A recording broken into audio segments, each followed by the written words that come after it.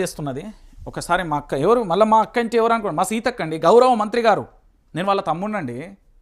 నాకు చాలా ఇష్టం. తోబుట్టపోయినా ఇప్పుడు రేవంత్ రెడ్డికి సీతక్క, అదే రేవంత్ రెడ్డి నాకు చుట్టపోవడం అంటే పద్ధతి, మరి వీళ్ళకి చుట్టం కాదు కదా.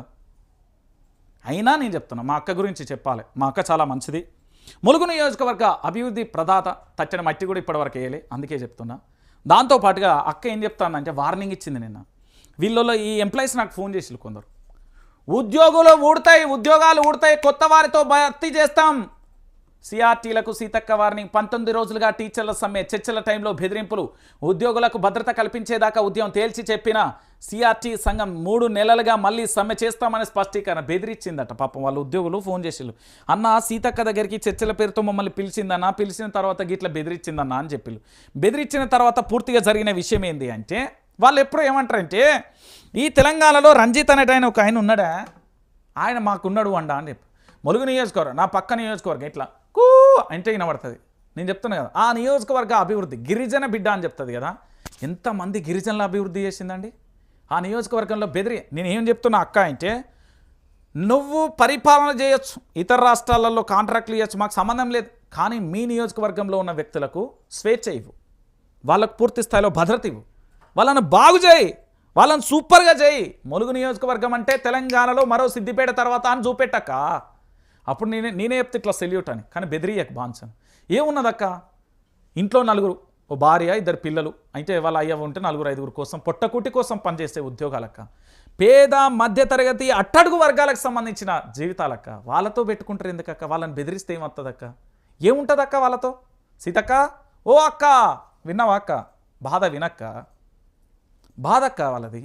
బుక్కెడు బువ్వ కోసం వాళ్ళు కష్టపడుతున్నారక్క. పాపం వాళ్ళని ఎందుకక్క బెదిరించుడు?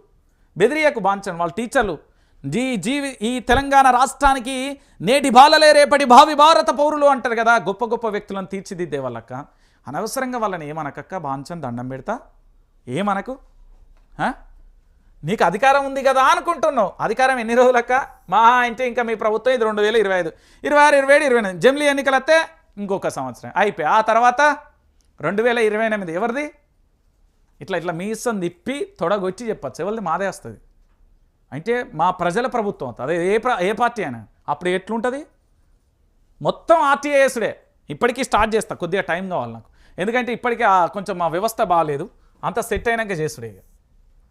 రైట్. ఇక కర్ణాటకలో మెట్రో బాధుడండి. 15% ఛార్జీల పెంపు యోచనలో కాంగ్రెస్ సర్కార్. నేడో రేపో రేపో మాపో పాల ఛార్జీలను కూడా పెంచనున్నట్టు ప్రకటన. ఓలు ఇల్లి కర్ణాటక. ఓ రంజితన్న, కర్ణాటకలో అధికారం వచ్చింది. ఓ అన్నా, మాది అధికారం వచ్చింది. కాలర్ కల్లేసి తెలంగాణలో కూడా అధికారం వస్తుంది. కర్ణాటక వచ్చి కదరండి. కర్ణాటక ప్రజలను ముడి మీకు వెళ్ళంటే 3 సార్లు నీళ్ళు అవుతున్నారు. ఇప్పుడు ఆ భాష వాడద్దు కానీ తెలంగాణ సామెత కాబట్టి చెప్పాలి. బుక్కులలో రాసి నా తప్పేం లేదు.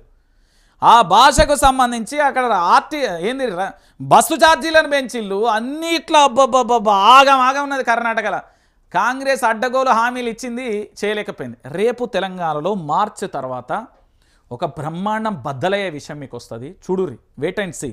అది మామూలుగా ఉండదు. ఇక ముఖ్యమంత్రి ఏసీలా కాదు కదా, ఎక్కడున్నా చెమటలు పడతాయి. ఇక మంత్రులు అయితే ఇక ఆగమాగం అయిపోతారు. మీరు చూడు, తెలంగాణలో కాంగ్రెస్ పార్టీకి చివరి ఘట్టం అది. కర్ణాటక అని మా బతుకులను ఆగం చేసింది తెలంగాణలో. ఏం బతుకులని? తినడానికి తిండి లేక పూర్తి స్థాయిలో కూడా ఆగమైపోయిన పరిస్థితి కనబడుతుంది. ఇంతకంటే దారుణం ఇంకేముంటుందండి?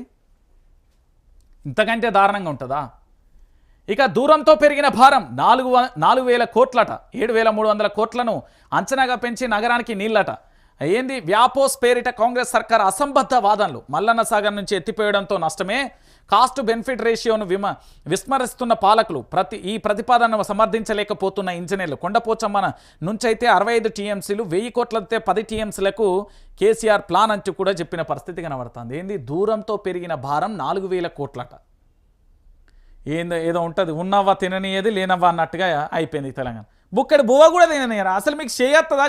చెయ్యరాకపోతే ఇంటికి వెళ్ళుర్రి, మీరు ఉండుర్రి. కాదంటే నేను బిచ్చం అడిగైనా మీకు నెల పంపిస్తా కానీ ఉండుర్రి. కానీ మా తెలంగాణ రాష్ట్రాన్ని మాత్రం ఆగం చేయకూరి. మీకు వచ్చిరాని పరిపాలనతోని మా తెలంగాణ రాష్ట్రాన్ని ఎట్లా బతుకులన్నీ ఆగం చేసే ప్రయత్నం అయితే మీరు చేయకూరి. నేను మళ్ళీ చెప్తున్నా కదా. ఇక ఈ పంచాయతీ ఇట్లుంటే ఇక మరో పంచాయతీ అండి.